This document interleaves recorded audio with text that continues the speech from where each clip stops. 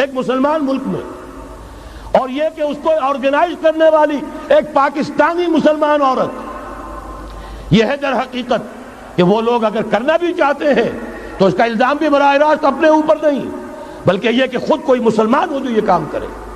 اب جو سیلاب آئے گا جس کے لیے مدد بھی دی جا رہی ہے، اس سے ہمارے سارے بندے حیا ٹوٹ کر رہ جائیں گے، خاندانی نظام درم برم ہو کر رہ جائے گا۔ جو ابھی تک اللہ کا شکر ہے کہ ہمارے ملک کے اندر انٹیکٹ ہے کچھ اوپر کا طبقہ جو بالکل ہی مغربی تہذیب میں رنگا گیا ہے، ورنہ ہمارے ہاں خاندان کا نظام ابھی انٹیکٹ ہے۔ لیکن یہ کہ یہ سیلاب بھی بڑی شدت سے آ رہا ہے، یہ چیزیں بیک وقت کیوں ہو رہی ہیں؟ اور تیسرا اور سب سے زیادہ سٹل وار، سب سے زیادہ یوں سمجھیے کہ جو لطیف، جو کہ ایک طرح کا احسان جتایا جا رہا ہے، ڈالروں کی اب یلغار۔ اب یہاں پر امریکی سرمایہ، ڈالر چاہے مشرق سے آئے چاہے مغرب سے آئے، وہ یہودیوں کا اعلی کار ہے۔ آپ نے اگر $1 نوٹ کا اگر کبھی نقشہ دیکھا ہو، اس کے اوپر جو سگنیا بنا ہوا ہے، جو نشان ہے، وہ کیا ہے؟ پیرامڈ، احرام مصر۔ یہ کن کے لیے اہمیت رکھتے ہیں؟ ہزارہا یہودیوں کا خون اور ان کی ہڈیاں ان پیرامڈز کے تلے دبی ہوئی۔ جب یہ احرام بنائے گئے تھے، یہ یہودی وہاں غلامی کے دور میں تھے، بیگار ان سے لی جا رہی تھی۔ بڑے بڑے پتھر جب گرتے تھے تو پسنے والے یہودی ہوتے تھے۔ یہ ان کی اپنی جیسے ہولوکاسٹ، جیسے انہوں نے اس کو اپنا سمبل بنایا ہوا ہے، اسی طریقے سے پیرامڈ، مصر کا پیرامڈ، یہ گویا کہ ان کے اس زوال کا ایک نشان ہے۔ اور اس پر ایک آنکھ بنی ہوئی ہے، ایک آنکھ، کانے دجال کی آنکھ، وہ دیکھ رہی ہے۔ عجیب ہے یہ سمبل۔ نیچے لکھا ہوا ہے نووس آرڈو سکلورم، اور یہ در حقیقت 1776 جو نیچے لکھا ہوا ہے وہ رومن حروف کے اندر، یہ 1776 ہے جو میں بتا چکا ہوں، آرڈر آف الومناٹی وساپ نے قائم کیا تھا۔ عام دنیا یہ سمجھتی ہے کہ شاید یہ امریکہ کا یوم آزادی ہے، سن آزادی ہے۔ 1 مئی اس آرڈر آف الومناٹی کی تاسیس 1 مئی کو ہوئی ہے۔ یہ 1 مئی جو منایا جاتا ہے، دھوکہ یہ دیا گیا ہے کہ یہ شکاگو کے جو مزدور ہیں ان کی یادگار ہے۔ حقیقت میں یہ 1 مئی اور 1776 آرڈر آف دی الومناٹی کی تاسیس کی تاریخ ہے۔ یہ تمام معاملہ سمجھ لیجئے۔ ڈالر در حقیقت ہم نے ابھی تازہ ندائے خلافت میں نعیم صدیقی صاحب کی نظم شائع کی ہے، 45 برس بلکہ شاید اس سے بھی زیادہ عرصے کی پرانی نظم ہے جو ہم نے شائع کی ہے۔ ڈالر میرے اس دیش کو ناپاک نہ کرنا، اور میں تو انہیں داد دیتا ہوں جو کچھ انہوں نے، شاعر کہتے ہیں اس کو جو صاحب شعور ہے، اس صاحب شعور نے جو مشاہدہ کیا ہے کہ ڈالر آئے گا تو کیا آئے گا ہمارے ہاں، اس کی پوری داستان اس تازہ ندائے خلافت میں ہم نے نہ معلوم کہاں سے اس کو کھود کر نکلوایا ہے۔ ہم ان کا احسان مانتے ہیں کہ انہوں نے اپنی یہ پرانی نظم، اب ان کی جماعت تو سب بھول بھال گئی ان چیزوں کو، اسی لیے وہ اسے تج کر باہر بھی اب آ گئے۔ بہرحال ہمیں تو ان کی ایک ایک چیز جو ہے، مجھے تو وہ شعر آج کا اگر آپ نے جنگ کا میرا کالم پڑھا ہو، میری تو فکر کے اندر رچ بس گیا ہے۔ پاکستان کے بارے میں جب کہا تھا، اے آندھیوں سنبھل کے چلو اس دیار میں، امید کے چراغ جلائے ہوئے ہیں ہم، ہماری امیدوں کے چراغ ہے یہ، اسلام کا گہوارہ بننے والی ملک ہے یہ، اس کو ہم نے قائم کیا تھا اسلام کے لیے۔ یہ آندھیاں نہ چلیں، اس ملک کو ہم نے اسلام کے چراغ جو ہیں ہم نے اس میں روشن کیے ہوئے ہیں۔ اے آندھیوں سنبھل کے چلو اس دیار میں، امید کے چراغ جلائے ہوئے ہیں ہم۔ بہرحال یہ تیسرا سیلاب ہے، ننگی سرمایہ داری، جس کی پھر لعنتیں ہوتی ہیں، ایک طرف فقر، ایک طرف احتیاج، ایک طرف بھوک، ایک طرف دولت کے انبار۔ پہلے بھی ہمارے ہاں فرق کم نہیں ہے، لیکن اب جو ہوگا، اگر یہ بات پوری ہو گئی تو وہ ننگی سرمایہ داری، اور سرمایہ داری ہی در حقیقت یہود کا سب سے بڑا ہتھ کنڈا ہے۔ یہ بینکنگ کا نظام، یہ سارا کا سارا سودی نظام، یہ IMF، یہ ورلڈ بینک، یہی تو ان کے سب سے بڑے ادارے ہیں۔ تو واقعہ یہ ہے کہ 3 طرف سے ہم پر حملہ ہو رہا ہے۔ اور یہ سود کے بارے میں کیا کہا تھا اقبال نے؟ از ربا آخر چمی زائد فتن، اس سود کے ام الخبائث کے پیٹ سے سوائے فتنوں کے اور کیا برآمد ہو سکتا ہے؟ کس کس نہ دانت لذت قرض حسن، کسی کو قرض حسنہ کی لذت یاد نہیں رہی، بغیر سود کے قرض دو۔ تمہارے پاس فاضل رکھا ہوا ہے، کسی بھائی کو دو کہ وہ اپنی معاشی گاڑی کا پہیہ چلا لے، پھر اصل واپس لے لینا۔ اگر اتنی ہمت نہیں ہے کہ ان تصدقوا فهو خیر لکم، صدقہ ہی کر دو تو سب سے اچھا ہے، دے ہی ڈالو اپنا فاضل سرمایہ۔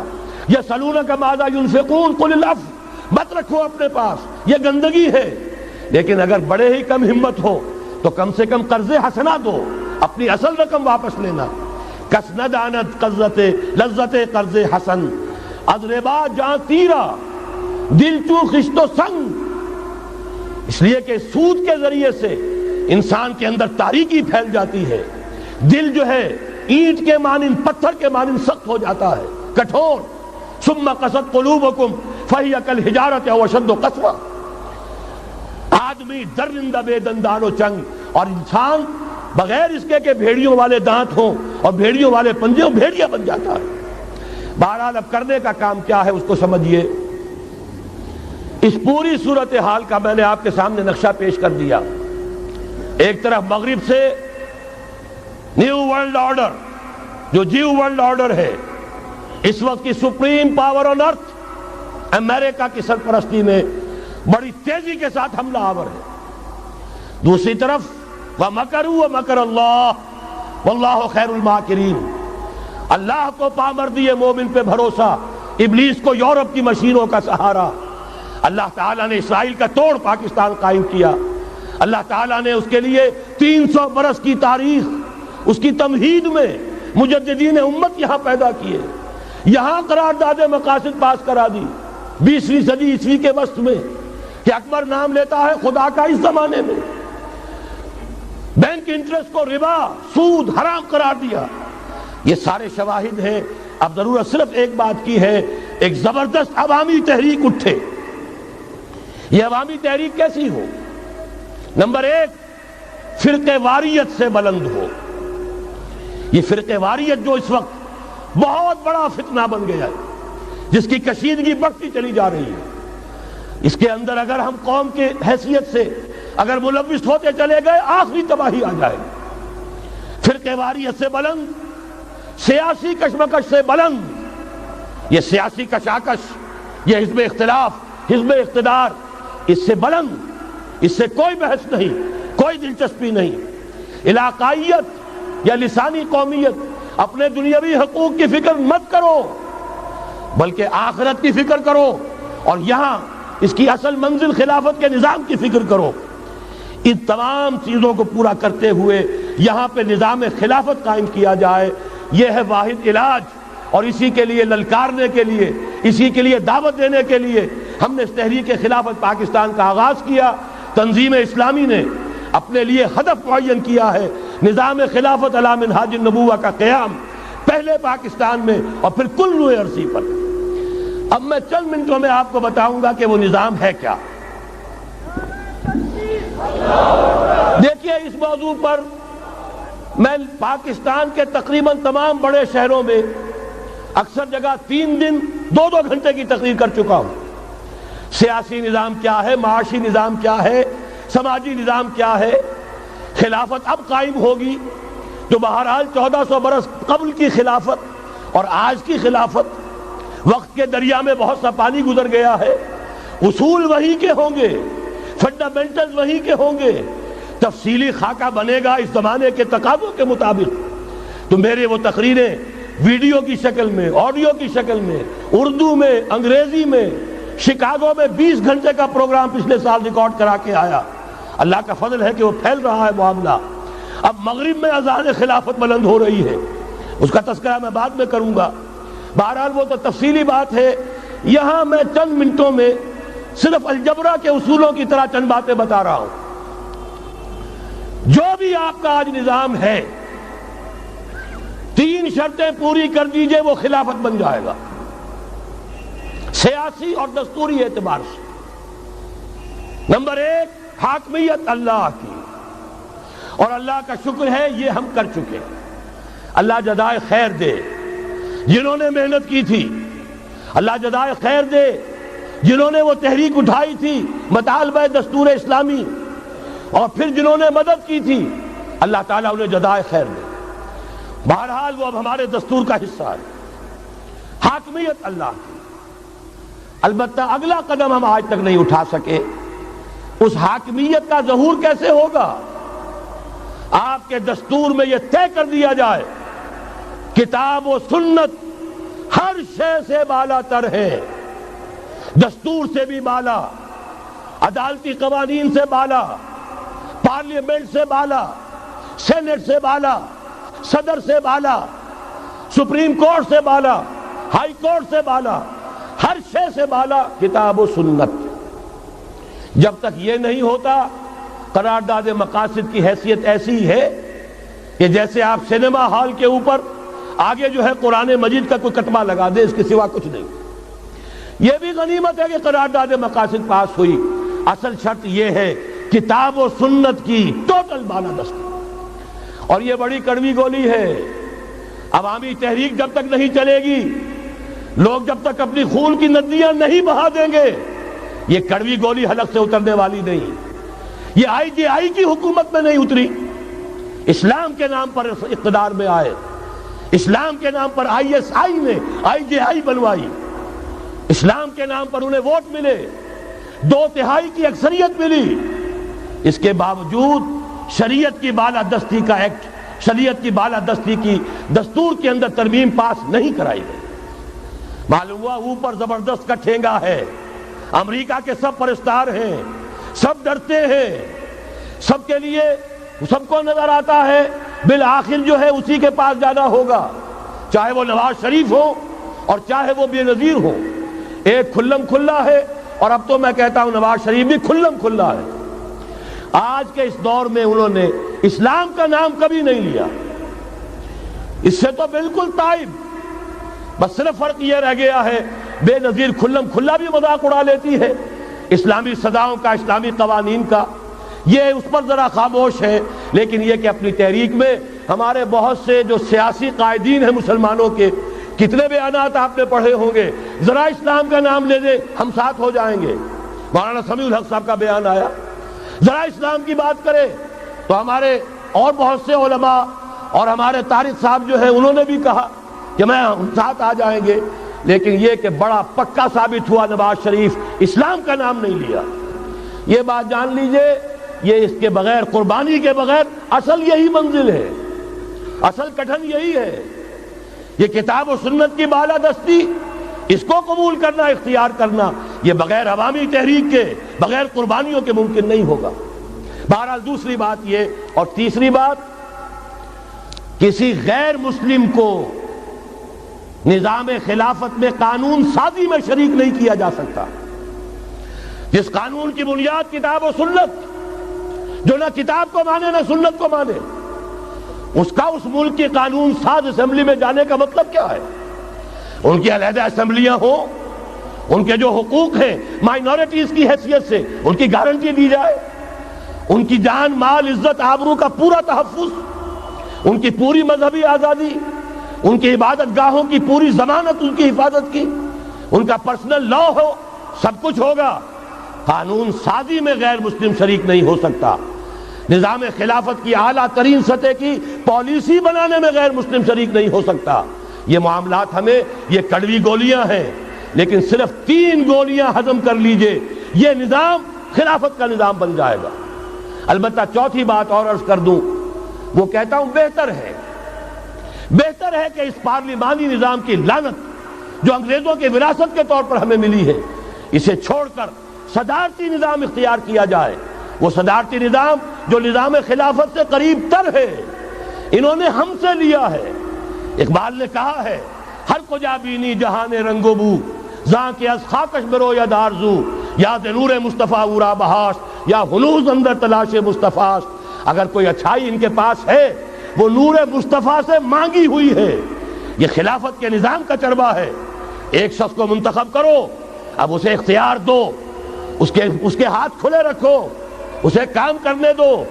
ہاں، امپیچمنٹ کا نظام ہو، غلط ہو تو اسے سیدھا کرنے کا نظام ہو، اس کے لیے آپ امپیچمنٹ کا نظام، آج کی جو امریکہ کی حکومت ہے اس میں بھی ہے۔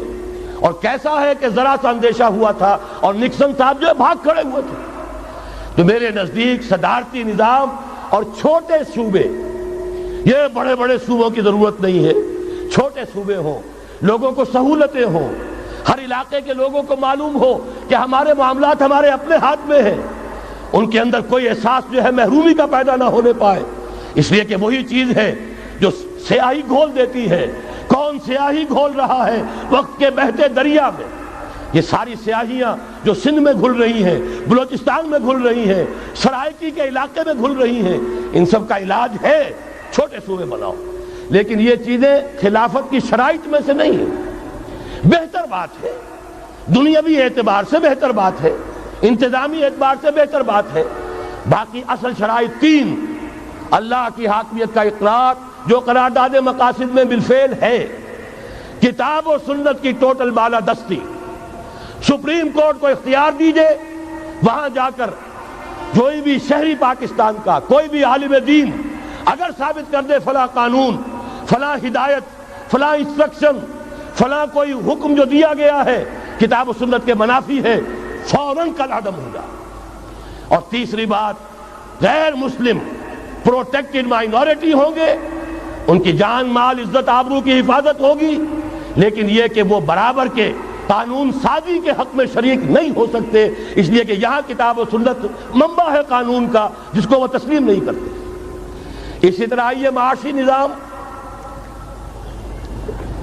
موجودہ سرمایہ دارانہ نظام، بہت بڑی لعنت، بہت بڑی لعنت، بہت بڑی لعنت. لیکن جیسے آپ کو معلوم ہے، آج ہی ابو جہل کہہ دے لا الہ الا اللہ محمد الرسول اللہ، مسلمان بن جاتا. کلمہ تو ایک ہی تھا نا.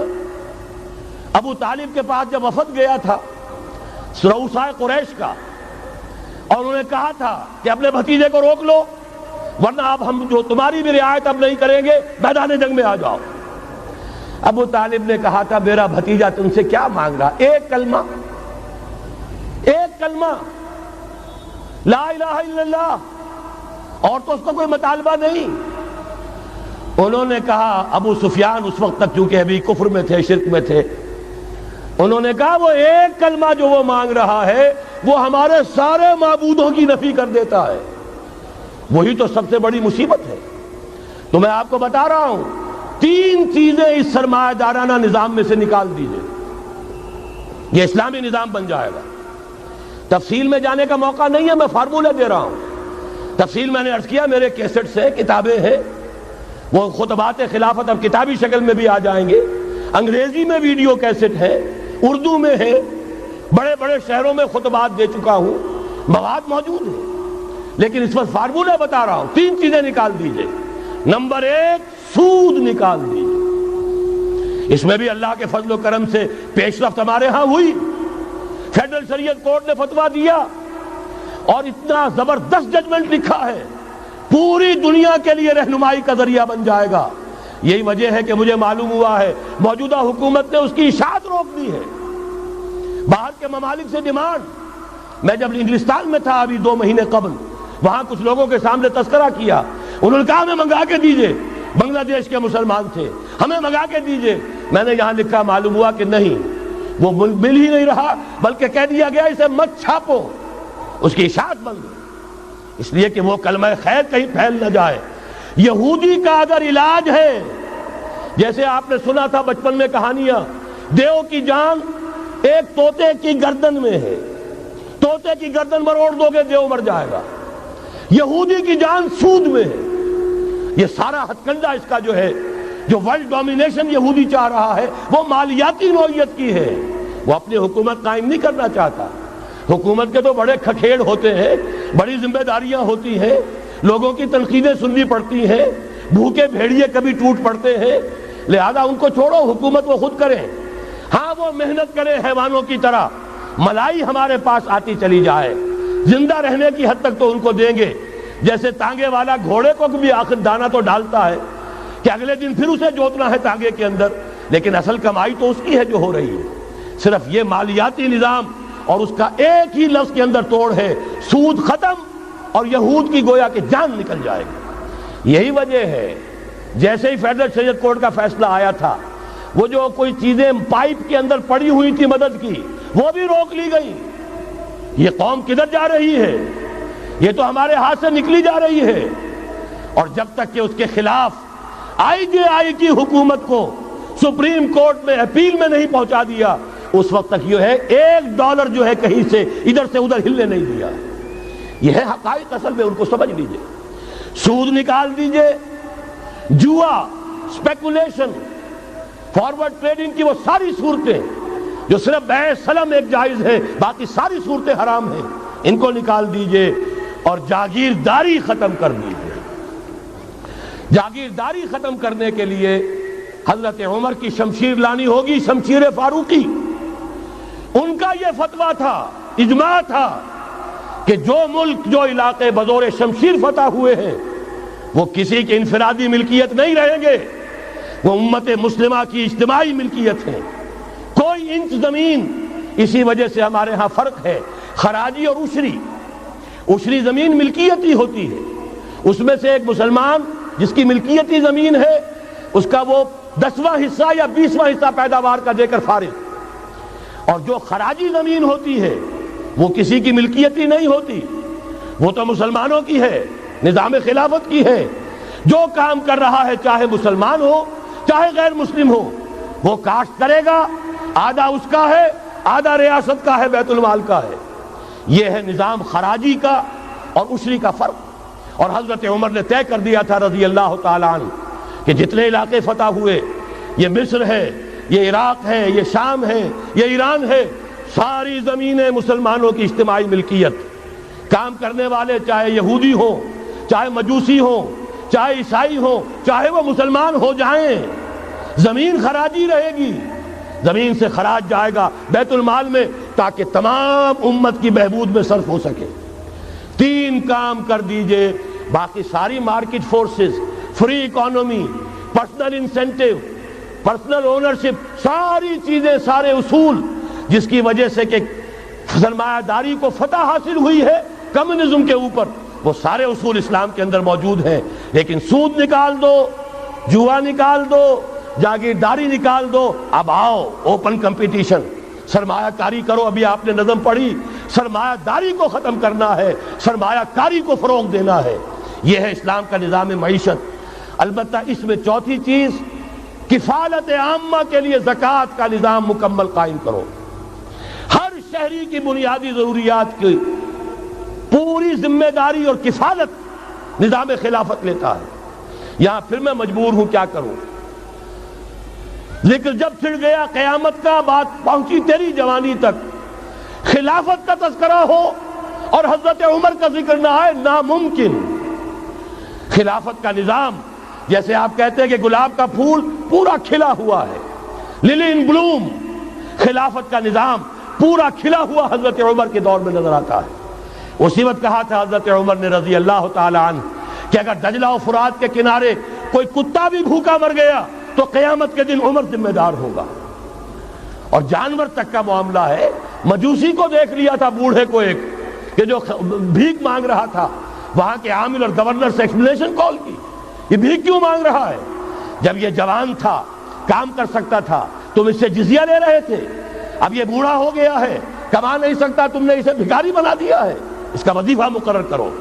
ظاہر بات ہے غیر مسلم ٹیکس دیں گے، مسلمان زکوٰۃ دیں گے، مسلمانوں کے لیے زکوٰۃ سے کفالت عامہ ہوگی، غیر مسلموں کے ٹیکسوں کے ذریعے سے۔ وہی نظام جو آج یورپ میں ہے، اسکینڈینیوین کنٹریز میں ہے، برطانیہ میں ہے، ان امپلائمنٹ الاؤنس ہے، یا یہ کہ اور ویلفیئر کا نظام ہے۔ لیکن اسلام کا مکمل ترین ویلفیئر نظام زکوٰۃ کے تحت ہے، اور اس میں گارنٹی ہے ہر شہری کی بنیادی ضروریات انڈر ریٹن، ان کی ذمہ داری ریاست کے ذمہ۔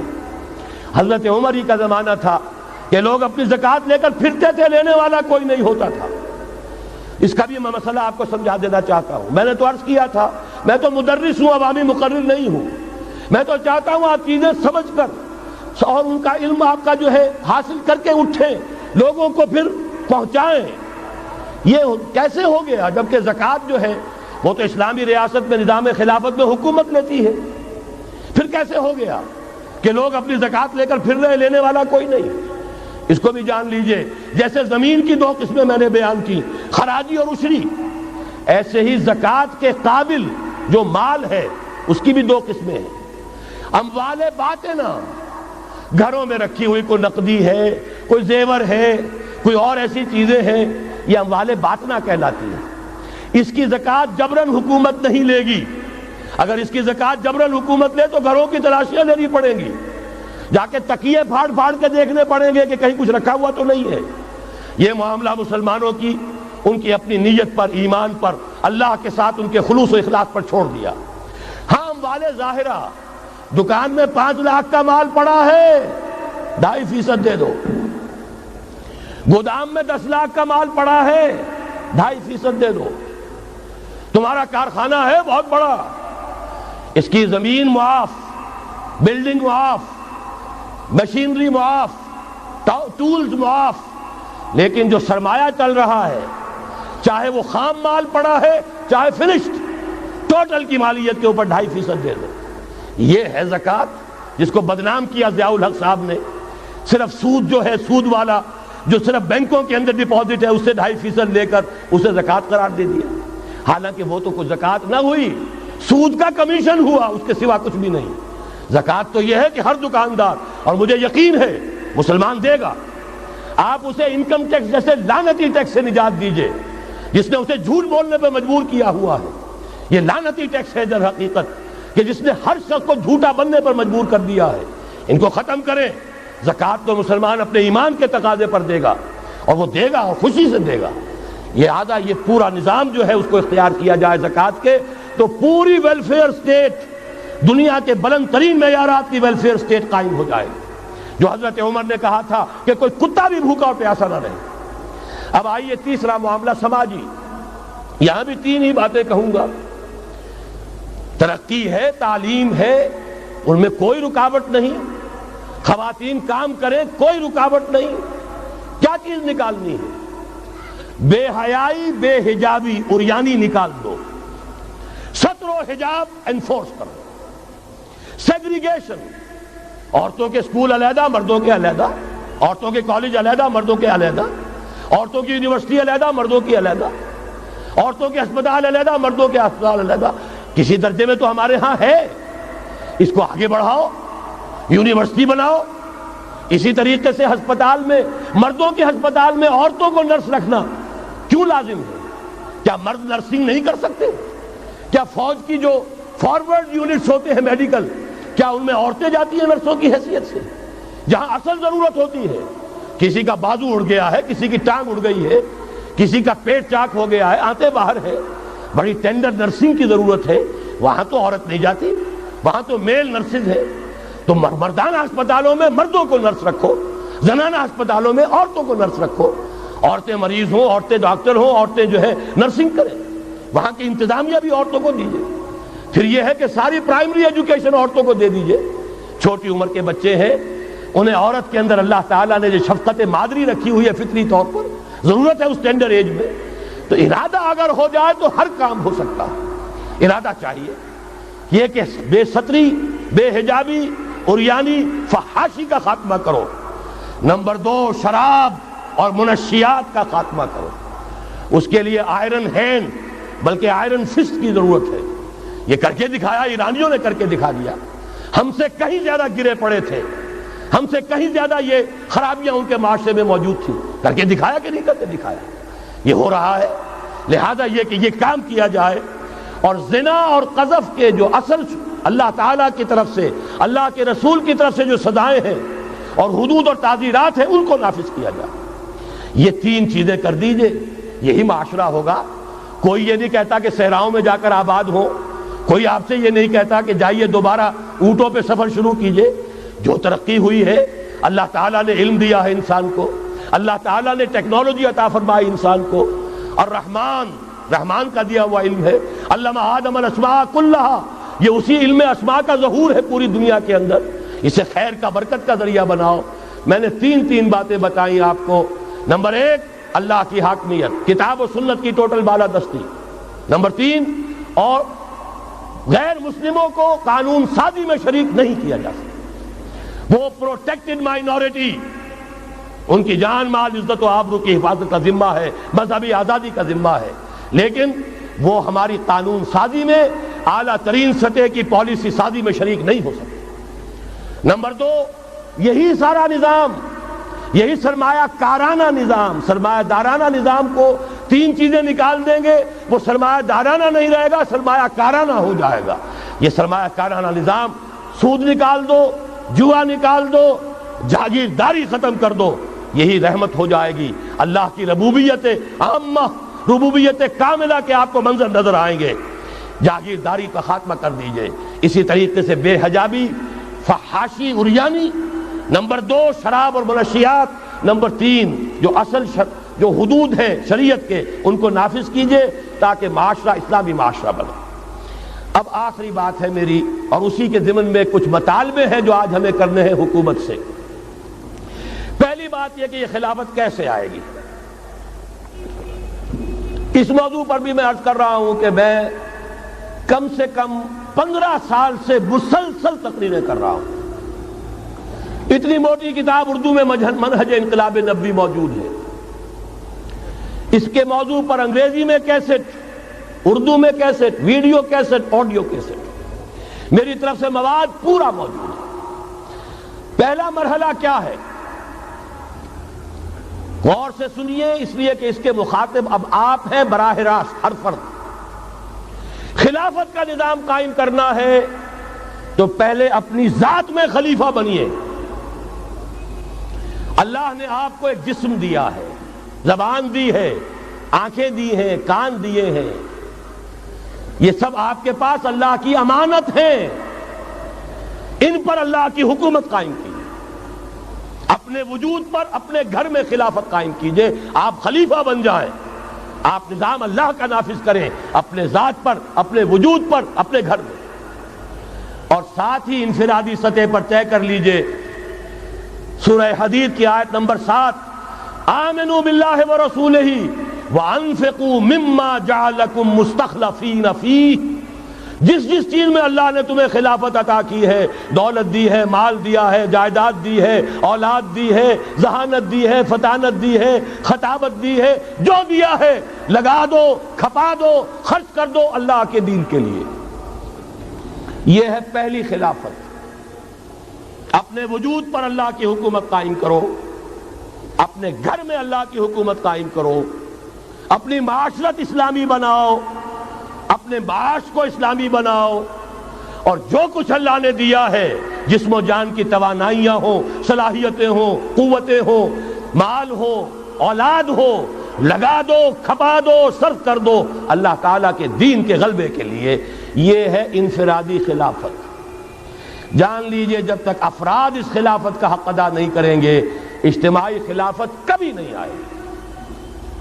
آرزویں کرتے رہیے، لیس بامانیکم ولا امانی اہل الکتاب، نہ تمہاری خواہشوں سے کچھ ہوگا، نہ اہل کتاب کی خواہشوں سے ہوگا۔ انہوں نے بھی کیا ہے تو بڑے پاپڑ بیل کر کیا ہے جو کچھ کیا ہے، اور تمہیں بھی کرنا ہوگا تو بڑی طاقت صرف کر کے اور محنت کر کے، قربانیاں دے کر کرنا ہوگا۔ یہ محض دعاؤں سے بھی نہیں ہو سکتا، دعائیں منہ پر دے ماری جاتی ہیں۔ جو کچھ کر سکتے ہو کر گزرو، پھر دعا مانگو، دعا قبول ہوگی۔ اگر یہ نہیں ہے تو دعا منہ پر دے ماری جائے۔ لہذا اگر کام کرنا ہے، تیسری بات، محض دعوت و تبلیغ اور نصیحت اور وعظ سے نہیں ہوگا۔